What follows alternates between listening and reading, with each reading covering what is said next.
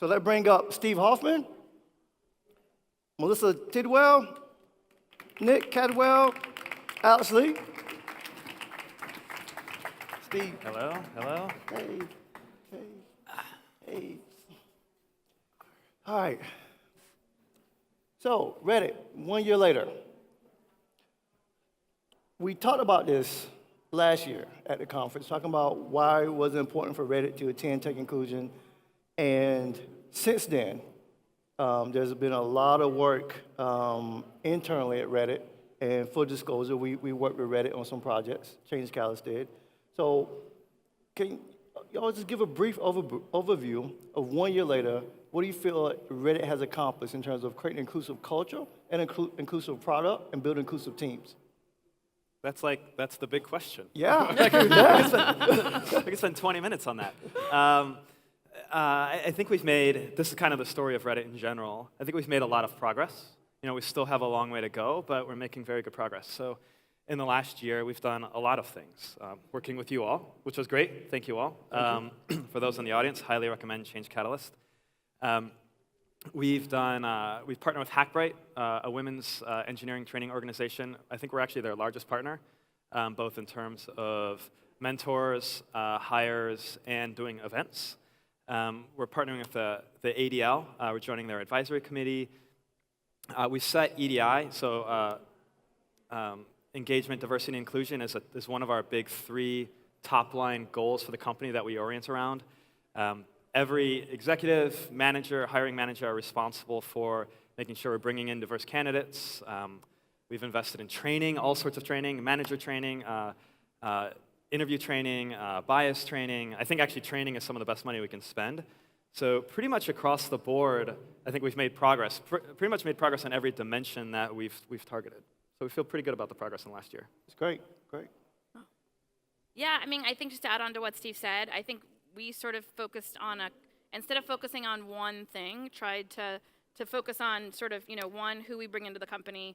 The second part of that is the retention and development piece, and sort of how do we think about building the company.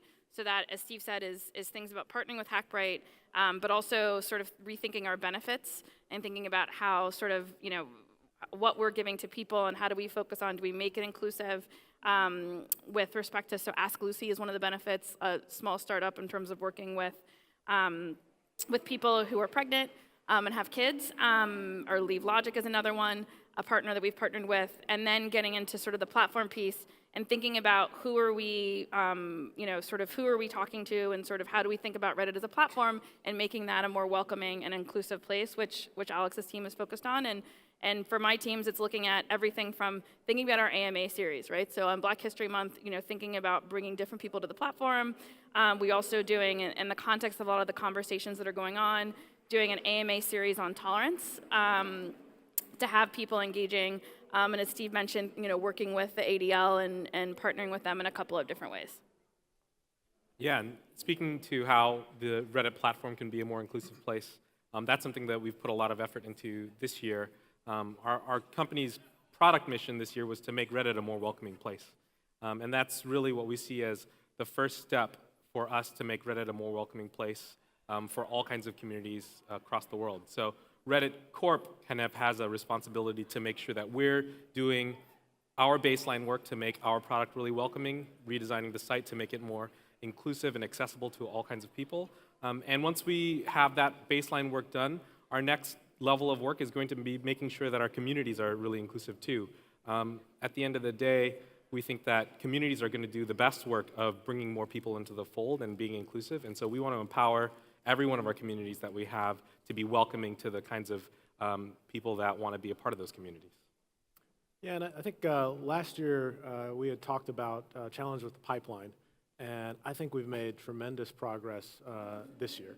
We haven't solved it, but I'm really proud with the mix of talent that's coming into Reddit for interviews. And I think that one thing that's kind of fundamentally changed for me personally as a hiring manager who's responsible for bringing in tons of talent to the organization is the way that we utilize boot camps and our relationships with those types of organizations. I have really come to fundamentally believe that hustle can trump academics. And I was a little bit skeptical about boot camps when I first started at Reddit, but now I am a true believer. I see some of our greatest leaders at Reddit coming in from boot camps, and I certainly see people with the most hustle coming from boot camps. Oh, that's great. Really, really appreciate it. Reddit has made inclusion and diversity like a priority. As an executive team, I haven't heard that in many startups, right? Of course, so we work with you all, and Steve, it came from you. Now, it's been about maybe 6-8 months. How has that conversation and accountability been permeated throughout the company? And any lessons learned, like any feedback in terms of like why you wanting to do that? How did you communicate that message? And why was it important for Reddit to make that a top priority across the board as executive team? Yeah, so I mean, there's two sides of this. On one hand, it actually wasn't that hard, right? It's not like we've been, pulling teeth. This is kind of something intuitively we all, like my team, we all want to do together. Like this is important to us. We think of it as not only a business necessity, right? We need if we want Reddit, if we want our user base, if we want to see diversity in our user base, if we want to touch the lives of every human on the planet, that means the diversity of that worldwide population needs to be reflected in the company. So there's a very real business need there.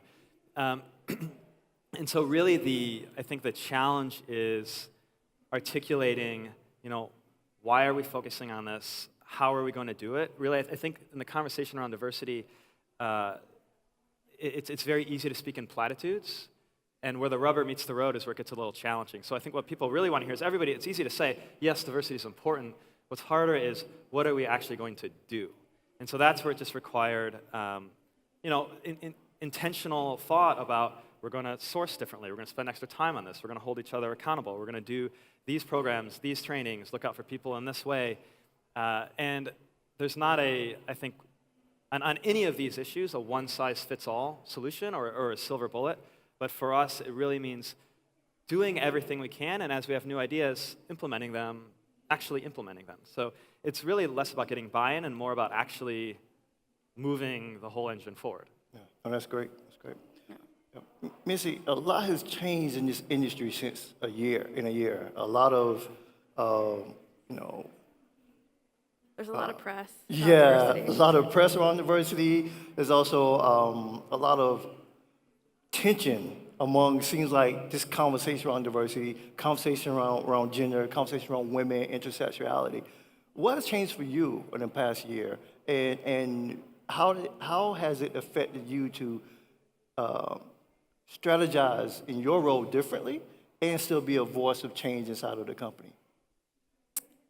It's a very good question, Wayne. I think one of the things about like the last sort of wave of conversations about diversity is that I think Alex's team actually does a great job of sort of, for us as a company, helping us ensure that when you're trying to build a platform that's a welcoming place, and the importance of tying those two things together, I think what's going on beyond our four walls, I think actually reinforces how even the importance of that, because when you're doing good work, and there are always good people at these companies, how little things can sort of change the dynamic and create an issue and create a problem for the company. And so I think the prevalence of that makes people, I think, more aware of kind of how they think about it.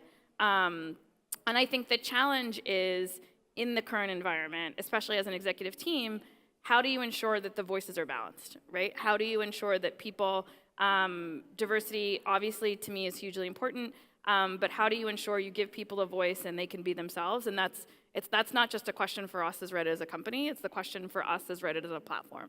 Like, how do you balance people who disagree and give them and allow them to have a voice? And that's something that I think we constantly iterate on and sort of think about as we progress forward, because there is no one answer. Thank you. And Alex, so much of Reddit, when we talked a year ago, I remember we was having a conversation around the growth of Reddit and around the mobile users and also the platform. I know the web, and as a top 10 internet company, top 10 traffic company in the world, what has changed in terms of your approach to reach those user growth numbers you want to have and to maintain the users and still be competitive in this market? So how are you going about looking at the product and see how we can make it more inclusive, reach new users, and implement those feedback and changes over time? Yeah, so a year ago, we were approaching the problem quite differently from the product side. And I think it goes back 2 years ago to when Steve really rejoined the company. Reddit was really operating at a deficit. We weren't present on all of the right platforms. We didn't have a mobile app in the App Store, and it was 2015. And so at the beginning, when Steve came back to the company, we were very tactically focused. Let's have a product on the mobile app stores. Let's make sure our web products are good. But once you kind of dig yourself out of that hole and you've got your technology in place, we took a step back and said, okay, what is Reddit really doing for people when we are available on these platforms? And what we think is that Reddit provides connection and belonging for people. That sense of community that you get, whether it's like an in-person community with your church group or your Reddit community that you connect with through your mobile app, what you're getting is that connection and belonging. And our mission is to bring that to as many people as we can. So taking that step back allowed us to say, okay, this is the positive that can happen when Reddit is working really well. How do we get that to more and more people?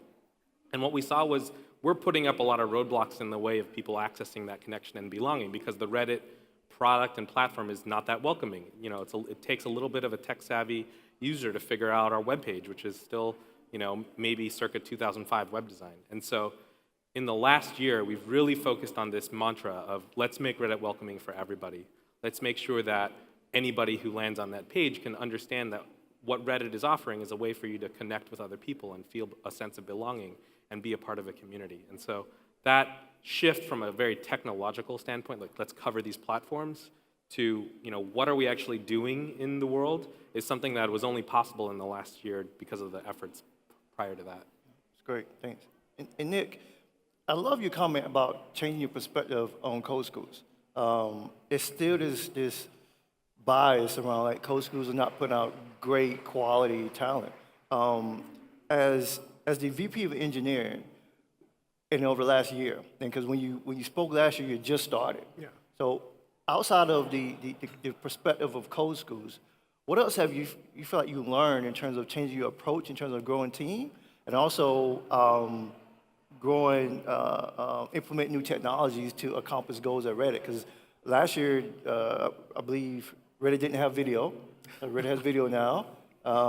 Have the mobile app and comments. Is that public yet? We got chat, we got Yeah. the redesign, we got video, Yeah. we got the Our mobile own app, image hosting. we got profile pages, Yes, profile. image hosting. Yeah. We are been a big year. redoing Yeah. effectively the entire platform. So I could talk at length about how awesome the engineering team is, and if anyone wants to come work here, we've got plenty of openings available. I'll simply say that one thing that really works in our favor is that we are so much embracing the evolution of the platform. So Alex just talked about really changing the product to make it feel more welcoming. But if you look underneath the hood, everything underneath the hood is being changed as well. And that's super attractive when you're trying to bring people into a company. There are certain places where, yeah, you can work on an existing search system, but if you come to Reddit, let's build it from the ground up. We'll make it brand new. Same thing for personalization, same thing for video, et cetera. And that's really helped to attract more people into our funnel.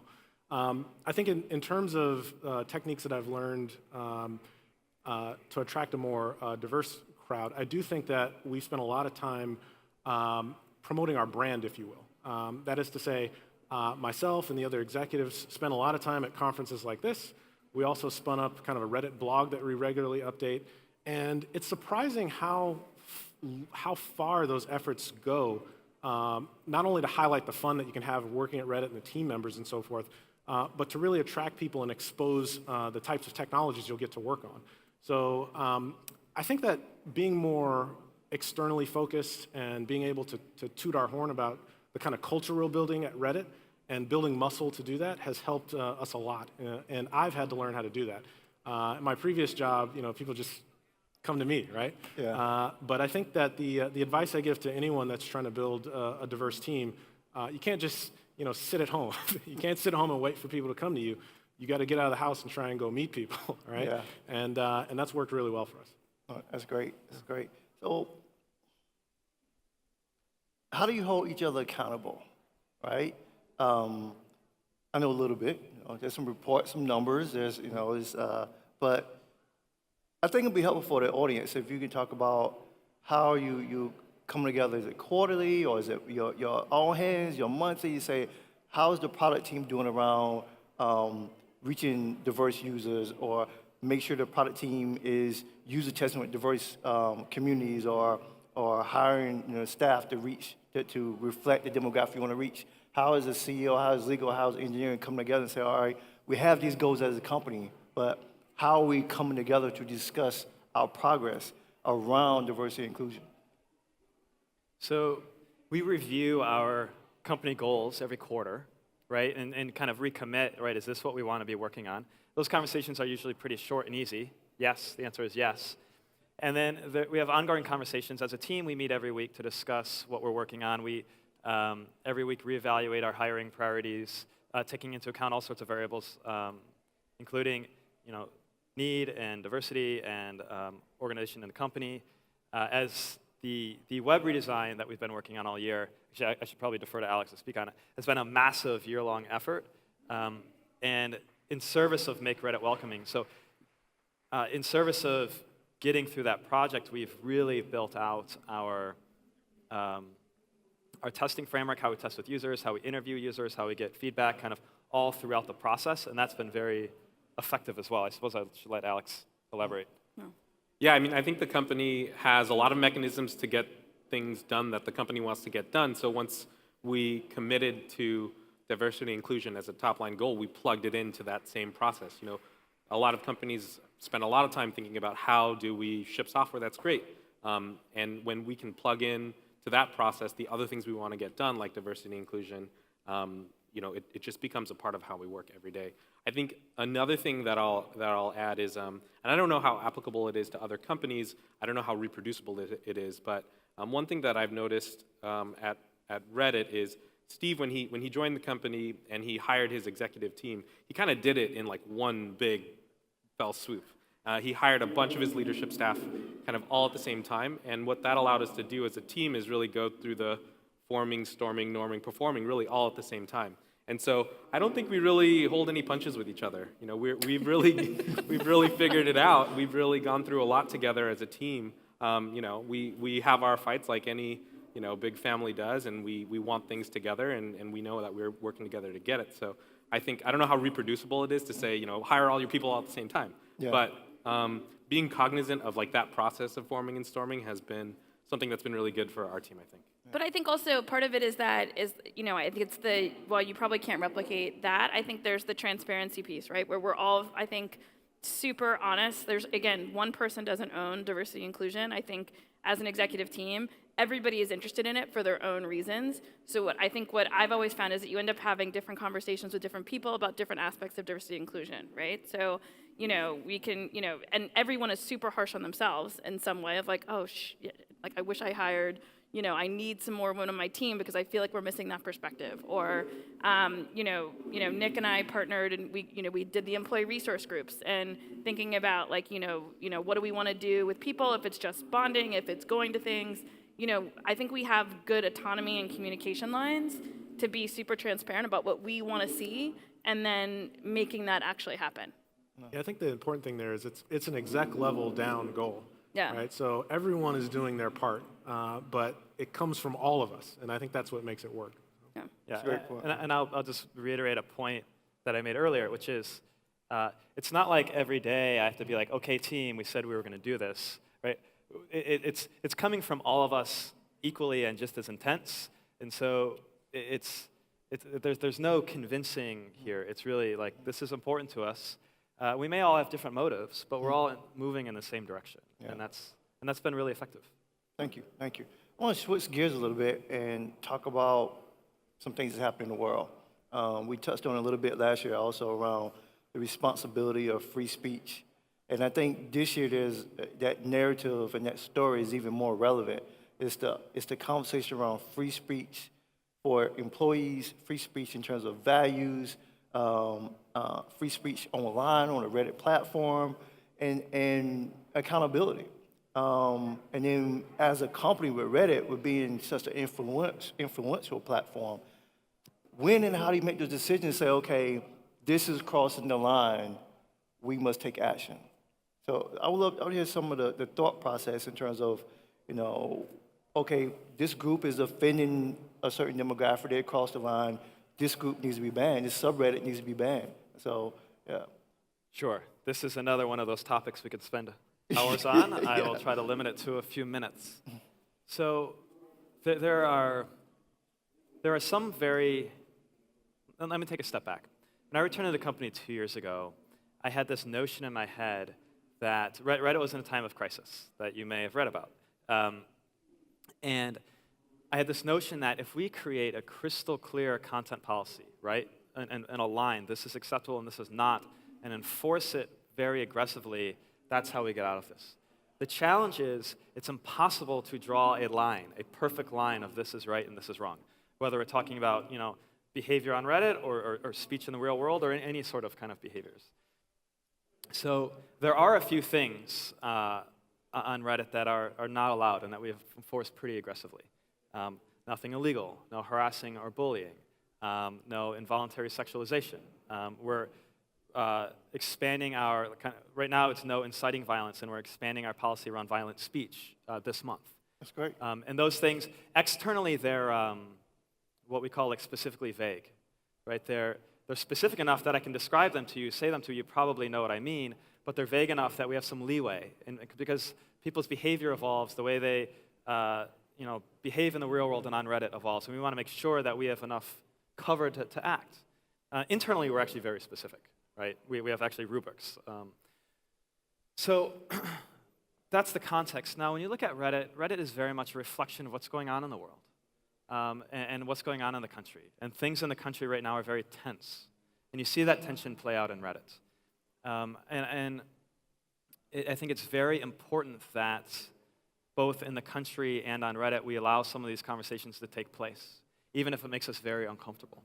And I think free speech, you can see the power of free speech in the United States right now, where we had three white power rallies in successive cities, Charlottesville, Boston, and then San Francisco. In those three rallies, the number of white supremacists showing up went from, a few hundred to a few dozen to 0 in San Francisco, as far as I can tell. I went to every rally in San Francisco looking for them, and I didn't find them. And the number of... Not to join, but the protest. Yeah, it's to be clear. Yeah. we have to identify that line. Thank you, Wayne. But the counter-protesters in each of those cities were increasingly large. And I think that's very, very effective. Because if San Francisco had said, you can't hold your rally here, that's a very different message from you tried and you failed. Yes. And that's where I think the power of free speech is. And so what we're seeing in the US is our immune system waking up, our values being tested, people having to consider their values and articulate them in a way that we haven't. And I say we as citizens haven't for a real generation. And so while it doesn't feel good, I think the end result is net positive. Because I believe very much in our values, and we see that play out on Reddit as well. So it means that you can come on Reddit and you're not free from being offended, but we do have an expectation that of safety. And if there's content on Reddit that you don't want to see or makes you feel unsafe, you should have an expectation of not seeing that unless you seek it out. And so we put a lot of effort into that, from our community teams to our trust and safety teams, to our anti-evil team, which is the engineering team that supports the previous two, to our policies and enforcing them consistently and across the platform. So again, as I said before, we can always get better, but we've come a long way. And in the last year, I think we really have come a long way. The stat I love to talk about the most is we went on our trust and safety team. Not only have we nearly 10x the number of users that we're actioning, so this is some sort of punishment, ranging from a slap on the wrist to a full ban. Those actions are now almost 60% proactive. At the beginning of the year, they were almost entirely reactive. So a user had to report something for us to do something about it. Now the majority of these cases, the absolute number is greater, and the relative amount that we're finding before it even affects the user is in the majority. And so that we feel really good about, and we want to keep pushing both of those numbers forward. And if you spend a lot of time on Reddit, hopefully you felt it. Like we've taken a lot of heat, out of the conversation, and we're very proud of that. But I think also to add on to what Steve's saying, I mean, we're still a small company. We're just over 250 people.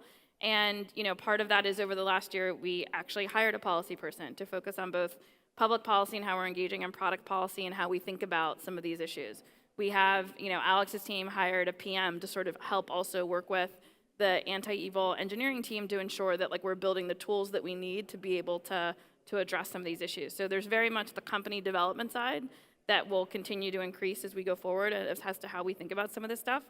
And then I think the other thing is sort of the internal side. I think for a lot of the stuff that's going on, it's very emotional for a lot of Redditors who work on some of this. And, for instance, after the immigration ban, one of the things we did was we had an all hands and just invited people to share sort of their story. And part of that is the Reddit way, right? Allowing someone to come up and say, here's my story, here's how this impacts me personally, here's why it bothers me. While Reddit may not be in a day-to-day impacted, we didn't have anyone stuck abroad, anything like that. These are the things that sort of impact us as users because you see it playing on the site. And I think us trying to balance both the internal, how are we handling people, there's that type of stuff. We also have wellness training for people in trust and safety, legal ops, and those worlds who are confronted with a lot of the negative to ensure that they're able to sort of develop and handle some of this stuff. Good. I do want to touch a little bit on some roles has changed internally. Last year, Caitlin, VP of HR, was on a panel with us, but she couldn't make it this year. But how has her role continued to evolve also with Farah's role as well, if you want to touch on that? And how has that been a benefit of the company?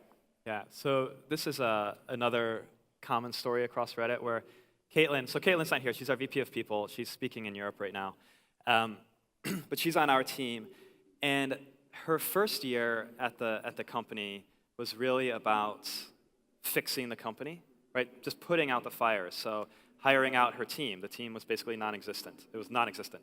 She was the only HR person. Establishing comp guidelines, right? Establishing our interview process, spreading our values through the company. So these are really just the foundational things that every company should have. And so now that we've got those, but we don't have to redo them over and over again. So right now that we have all of these things in place and we can use them, we have a lot of tools, that frees up Caitlin and her team to focus on some of these other broader initiatives. And so this year it's been a lot of things like focusing on D&I, establishing the ERGs with the team here and keeping those moving, running events for the company, and that just generally, and I think actually we've all been through this kind of evolution at Reddit. Maybe Nick and Alex are the last, which is get the foundation in place so we can do more creative things. Yeah. And so that's largely been the story of the last year. Oh, that's great. That's great. We'll open up for Q&A in 1 minute. I also wanted to talk about Reddit's role in, kind of going back to some of the hard topics and hard conversations, Reddit's role in communities and really having discussion around race and politics. Steve, you said something that, you said a couple things that really, really touched. One was that how Reddit internally has this different level of policy versus Reddit externally, Reddit the product, connected to your values. So what is the process now after you have employee and freedom of speech and you're talking about politics, race, gender, and you have your values, and this employee doesn't allow those values? They cross the line from internally versus externally. They can have these values, have these opinions, have these where. How do you deal with that? We've had, fortunately, our values are very important to us, and screening for those values in the interview process is important. And so most of our challenge with, I think, employees and values happen during that process, and we don't hire them, right? And we've had, so when I look back on the last year, only a couple of people have we let go because of values. But that's the answer, right? If somebody's not living up to our values, we let them go. It's not rocket science. Yeah, okay, good, And I great. think there's a difference in values, what Steve is flagging, versus opinion. Very Yes. much. Yeah. Yes, great. So I think it's okay to sort of have a difference of opinion, and I think that's why I talk about like the struggle of execs, sort of ensuring that that we are not sort of an echo chamber, that we are hearing different perspectives. But I think that, to Steve's point, I think there's a difference in values, right? And you have to, as a company, define what your values are and sort of what's important to you and what do you value. When Nick talks about hustle and ensuring that like the team has hustle, I think that's a value that a lot of us really think about and try and inspire in our teams. And I think that does have a different persona. Yeah. And so, to elaborate, and I think Yeah. this is Missy's making a very good point, which is around politics. You are free to have political views at Reddit, on the platform, and at the company. Right? That is, I think, an important part of being an American, is having those views or opinions. I think where things can get tricky, or maybe not so tricky, as I just explained, is in how you express them and how it affects your work and how it affects the work of others. Yeah. And great. how you work with others. Yes. Yeah. Great point, great point. So we'll take 2 questions right quick. Yeah, like here. Do we have a mic? Do we have a mic? Mic is coming. Thank you.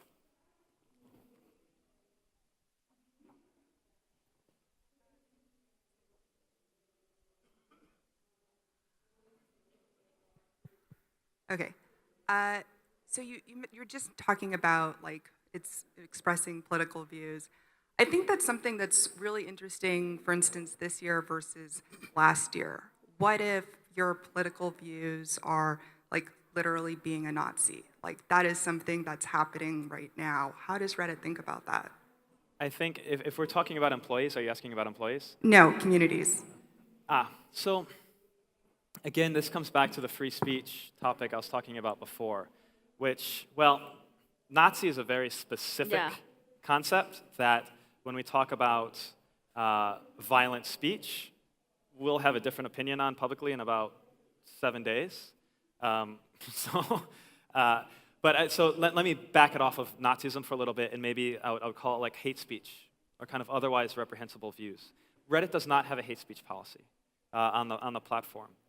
And while I would like to say, like wave a magic wand and say we do, because I think I can speak very confidently and say our entire team, our entire company would be supportive of that. But it really comes down to how do you enforce that practically? How do you define hate speech? And it gets very murky very fast. However, most of our communities have hate speech policies. And our communities are free to ban people for whatever reason they like. And so for us, we think of ourselves, our relationship between us and our communities, a little bit like the federal and state governments. We set one set of rules that we enforce across the site, but we allow states to do their own thing. That does mean you see on Reddit topics and opinions and content that a reasonable person would find offensive. And again, I think the best way to combat that offensive speech is with counter speech. It's not to eliminate it. Because as soon as you start saying, you can't say this, you're changing the conversation, you're turning those people into martyrs or victims, and you're validating their views. And I just don't believe, when I apply my own personal politics to the situation, right? I want to live in a world without hate. The way to get there is by counteracting that sort of speech. Well, and I think just to add on to what Steve's saying, like from a policy perspective, I don't know if a lot of people saw, there was like a CNN clip of somebody who called into CNN saying like, I'm a racist, like what do I do, right? And I think like that experience is like what we want Reddit to be, right? We want Reddit to be a place where you can have an opinion and somebody can challenge you. You can go to change my view and they can have a response. You can go to explain both sides and engage in that. And where we draw the line from a Reddit perspective is on behaviors and on like if you were reaching outside of your community intentionally trying to harm, like insult, attack others, that's where we draw the line. And I think again, we for sure have a lot of work to do. And then the second part of it is a lot of the work that Alex's team is doing and sort of thinking about like there's the trust and safety enforcement side, the policy side, and then there's also the product side. If you're a user coming into Reddit, how do you experience the platform? How do you think about it? What do you see? And how do you, how are you finding a place to connect to? And I think a lot of the, again, from where we were to where we are, we've made dramatic progress, and we still have progress to go to sort of make that a more welcoming place for a lot of people. Yeah, and to speak to how tactically, we try to promote the world that we want to see, we really believe that if we lead with the communities, that they're going to find the right way forward. And we view Reddit as a network of communities. So the work that we do to make communities within Reddit more connected to each other, it shines a light on the things that we don't want to see, and it allows for that counter speech to come about. And anything that people on the platform do that hurts the network of communities, the network itself will come with its own inoculation to that. And so everything on Reddit is about, our communities aren't like individuals in a corner. They're a part of a broader community that is the Reddit community. And everything that we do is about making that community stronger. Yeah, and like as another example, Darrell Davis, who is a Black musician and part of the AMA series on tolerance, he did an AMA within the last month. And part of it, what was so interesting about his AMA was this is a guy, there's a documentary about him, he goes and meets with Klansmen and borrows their hoods. It's very interesting. As a Black man, I could not do it. But, part of it is his premise is, I don't understand how you can hate me if you don't know me. And him coming onto Reddit, that could have been a very scary experience for him, but the community was amazing in terms of, on both sides of the aisle, people saying, like, how could you possibly go and sit down and have a rational conversation with these people? And on the other side, for people really conservative saying, like, thank you for actually attempting to listen, right? And that was what, you didn't see people sort of attacking him or attacking who he is or attacking his race. You saw people really connecting with his ability to sort of listen and try and understand. Great. Well, I really want to thank you all for joining us. This is year 2 now for Reddit and Take Inclusion and Change Catalyst, and been excited to work with you all and continue to see your progress and change over the next couple of years. So Nick, Alex, Missy, Steve, cool, thank you. All right, Thank you. Awesome. Thanks. Thank you, guys.